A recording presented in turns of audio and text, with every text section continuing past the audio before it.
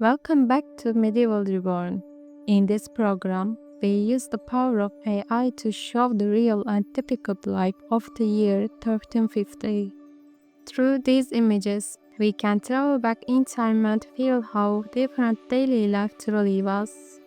Many people only remember the romantic stories, the knights, the castles, the legends. But in reality, two very different worlds existed at the same time. A life of hard, endless work, and a life of great luxury. And the only difference was where you were born. Your birth decided everything: your job, your future, even how long you might live. Today, we follow these two worlds together. We will watch one day in the life of a peasant who works the land, and a king who rules over it. We will see their lives side by side, moment by moment. These small moments will show us more than any history book can explain. Let's begin this journey and let AI show us these incredible contrasts. Prepare yourself because the difference is bigger than you may imagine.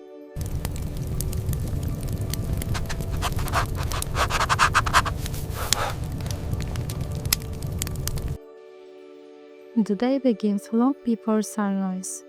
For the peasant, the morning alarm is the cold air and the need for fire.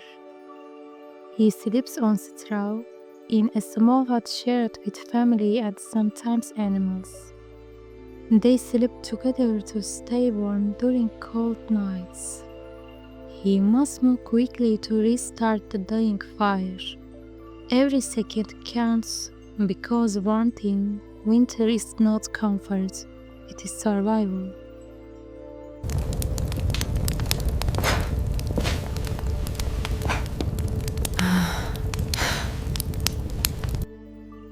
But behind the high castle walls, the king wakes in a large, soft bed. His morning alarm is the sound of servants waiting for him. His chamber is warm, bright, and filled with the quiet sound of luxury. For the peasant, washing is simple and quick.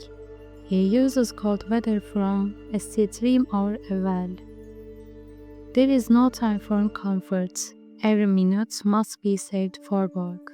His clothes are rough wool made only to survive the weather. Comfort is not part of his world. He wears what he can make of repair. But the king's morning is slow and ceremonial. Servants bring warm, scented weather. They dress him in many layers of expensive fabric, velvet, silk, and gold thread. These clothes are not just for warmth, they show power. Every layer is a symbol. Every color communicates status and authority. The peasant's first task is to find his tools. The king's first task is to choose the right clothing to show his authority. Two mornings, two completely different beginnings to the Sunday.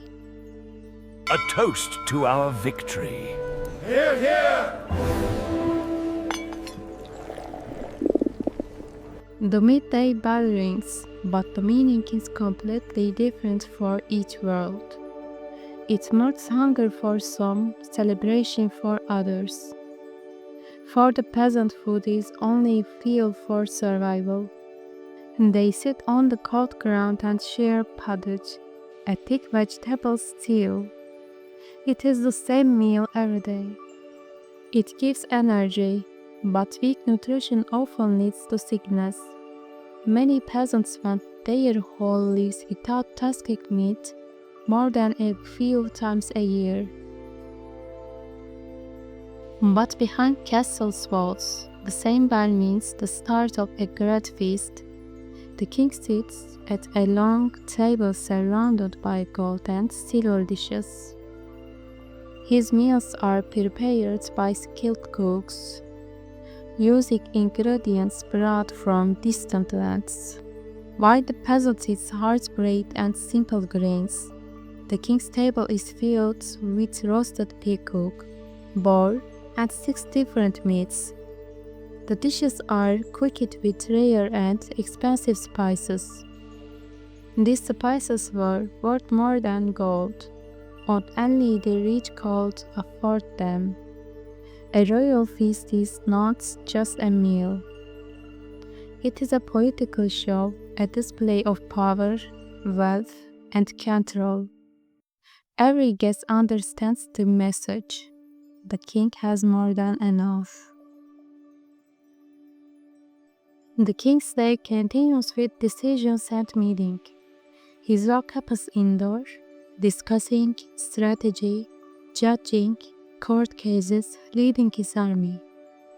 The pressure is constant because his choices decide peace or war for thousands.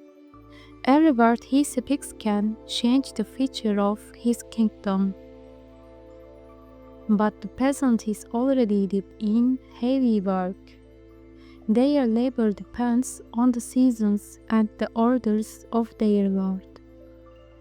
They work the earth with old tools at their bare hands. Their routine never changes, the land decides their rhythm. The peasant's work is painful and exhausting. It often leads to sickness and early death.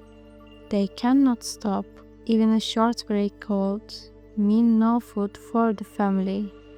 Without their work, the entire systems would collapse, yet they gain the least.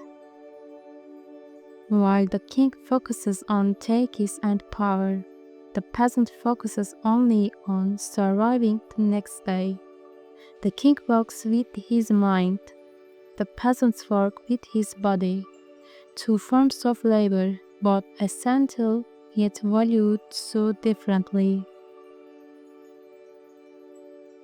As the sun sets, the contrast grows even stronger.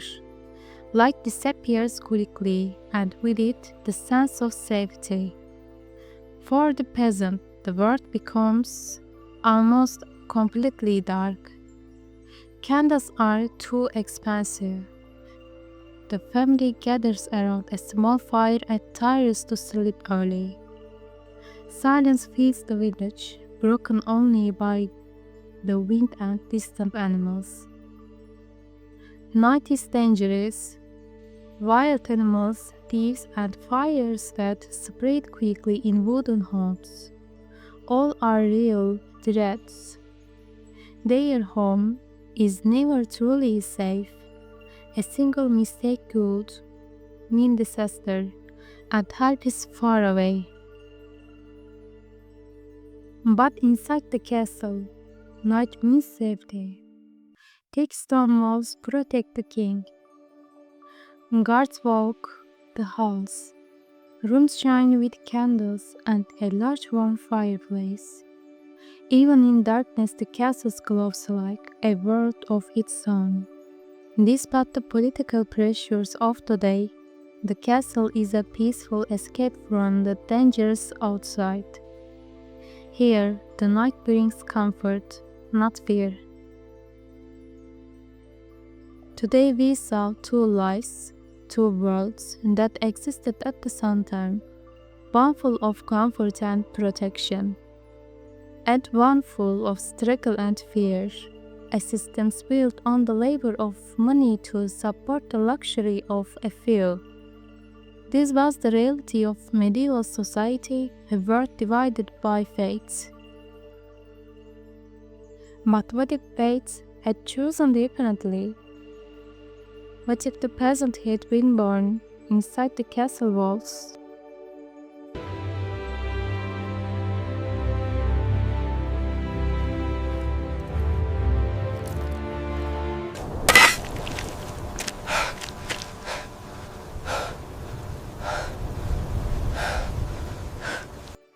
How much of their destiny came from the clothes they wore, or the bed they woke up in? Sometimes history is nothing more than a story of change. This is the great questions of the Middle Ages. What surprised you the most about life in 1350?